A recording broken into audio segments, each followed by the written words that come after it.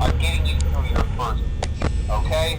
Let's see. First, there's an introductory greeting from the company that I'm supposed to read. It's kind of a legal thing, you know. Welcome to Freddy Fazbear's Pizza, a magical place for kids and grown-ups alike, where fantasy and fun come to life. Fazbear Entertainment is not responsible for damage to property or person. Upon discovering that damage or death has occurred, a missing person report will be filed within 90 days or as soon as property and premises have been thoroughly cleaned and bleached and the carpets have been replaced. Blah, blah, blah. Now, that might sound bad, I know, but there's really nothing to worry about. The animatronic characters here do get a bit quirky at night, but do I blame them? No. If I were forced to sing those same stupid songs for 20 years and I never got a bath, I'd probably be a bit irritable at night too. So remember, these characters hold a special place in the hearts of children and we need to show them a little respect, right? Okay. So just be aware, the characters do tend to wander a bit. They're left in some kind of free roaming mode at night. Something about their servos locking up if they get turned off for too long. They used to be allowed to walk around during the day too, but then there was the bite of 87.